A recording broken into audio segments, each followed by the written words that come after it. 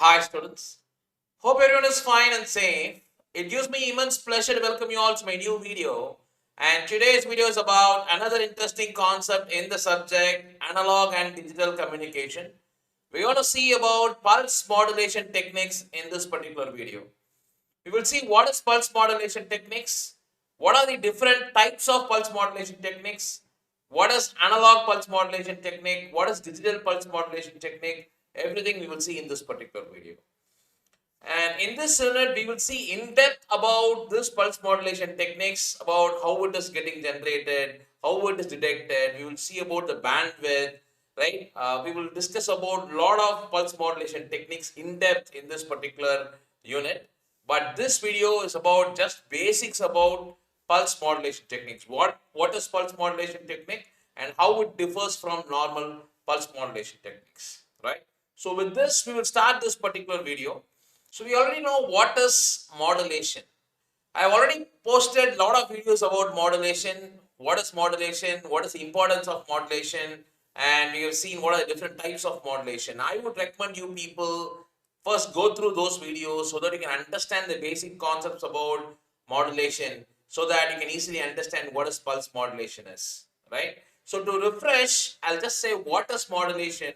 Modulation is the process of combining the message signal and the carrier signal so that we can transmit the message signal to a very longer distance. Technically speaking, superimposing message signal over the carrier signal and transmitting over longer distance, right? And we already seen what is the purpose of modulation, that is long distance communication. And during this process of combining the message and the carrier signal, the amplitude, the frequency, or the phase of the carrier signal will be varied in accordance with the message signal, correct? And that is where we call it as amplitude modulation, frequency modulation, and phase modulation. We already seen what is analog modulation and what is digital modulation. For example, you have seen what is AM, FM, and PM. And also, I have already explained you what is ASK, what is FSK, what is PSK. So all these are analog modulation techniques and all these are digital modulation techniques, right? And for your understanding, I would suggest you to go and watch those videos first so that you can understand all the basics about modulation techniques. I'll give the link for this particular videos in the description, right? And when it comes to analog and digital modulation, the only difference is the message signal. When it says analog modulation, the message signal will be analog, right? It will be a normal sine wave. And if it is a digital modulation, the message signal will be digital. Whereas you will have a carrier signal, and based upon the message signal, the carrier will change its amplitude, frequency, or phase. And that is where we call it as AM, FM, PM. Correct? Right. So that is normal modulation techniques. That is a continuous modulation techniques, continuous signal modulation techniques. Right. Whereas today we see about pulse modulation technique. So what is pulse modulation technique? That is, in normal modulation, you will have message signal as analog signal. Say for example, if you're going to take AM, right? That is amplitude modulation. If you take amplitude modulation, you will have a message signal, sine wave, it's a message signal, and a carrier wave, that is a high frequency carrier wave, as high frequency signal as a carrier wave, right? And then you combine these two and you will form an amplitude modulated signal, correct? Amplitude modulated signal. So here, if you take in this particular amplitude modulation, message signal will be an analog signal and carrier signal will be again an analog signal, and that is why we call this as analog modulation, right? Whereas in pulse modulation technique, we will not have a carrier signal here, right? Instead of carrier signal, we will use a train of pulses. A pulse signal will be acting as a carrier signal, right? And that pulse signal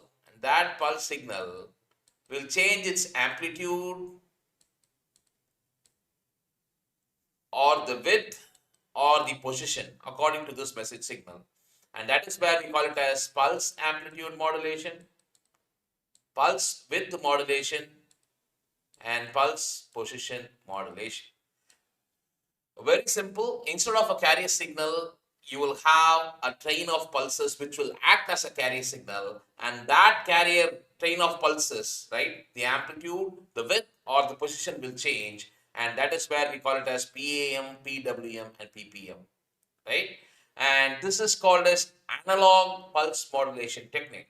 Similar to the other modulation technique, the continuous modulation technique, pulse modulation technique can also be classified as analog modulation and digital modulation, right? So you can see here, this is pulse modulation technique where I said the only difference is you will have an analog message, but instead of analog carrier, you'll be having a train of pulses, right? And this modulation technique can be of pulse analog modulation or pulse digital modulation technique. When it comes to pulse analog modulation technique, it is PAM, PPM, and PWM. Pulse amplitude modulation, pulse position modulation, pulse width modulation, where pulse position and pulse width modulation can be combinedly called as pulse time modulation technique. Pulse time modulation technique. It is very similar to the normal modulation where we see modulation can be classified into analog and digital modulation, whereas in analog modulation we will say amplitude modulation, frequency modulation, and phase modulation, and we call phase and frequency modulation as angle modulation. Similarly here we call it as pulse width modulation and pulse position modulation as pulse time modulation. Similarly, we have something called pulse digital modulation technique where we will represent the message in the digital form, right? And you have different techniques like pulse code modulation, differential pulse code modulation, and delta modulation. You have certain principles for each and every techniques. We will see in depth about each techniques in further videos, right? So as of now, you understand what is pulse modulation, what is pulse analog modulation, and what is pulse digital modulation, and what is the main difference between pulse analog and pulse digital modulation. My dear students, you have to understand pulse analog modulation. As I said, you will have a train of carrier pulses, right, where that pulse amplitude, width, or position will be varied, right? Whereas the information here will be transmitted in analog form, but the transmission will take place in discrete times. That is called as analog pulse modulation. Whereas in digital pulse modulation, both the message will be represented in discrete in time and as well as in amplitude. That is, transmission will happen in digital form, like a sequence of code pulses. That is why it is called as digital pulse modulation technique, right? And to make it very easier, right, as if you understand what is PAM, what is PWM, and what is PPM. That is pulse amplitude modulation. You can see you have an analog message signal and you have a train of pulse carrier. That is, this pulse signal is acting as a carrier. And this pulse signal amplitude is varied in accordance with the message signal, and that is called as pulse amplitude modulation. You can see the amplitude of this pulse is varied, right? And similarly, instead of the amplitude, if the width of the pulse is varied, that is, you can see here, if the width of the pulse is varied, then that is called as PWM signal, right? That is, in PAM signal, the amplitude will be varied, whereas the width and also as the position will remain constant. Right? Only the amplitude will be varied. And you have advantages and disadvantages for each and every techniques. If you take pulse amplitude modulation, the advantage is generation and reduction is very easy. Whereas the greatest disadvantage is noise. That is, the noise cannot be removed easily. That's because the noise is additive and it cannot be easily removed as it has impact on the amplitude which carries the information. And transmission bandwidth is very large in PAM.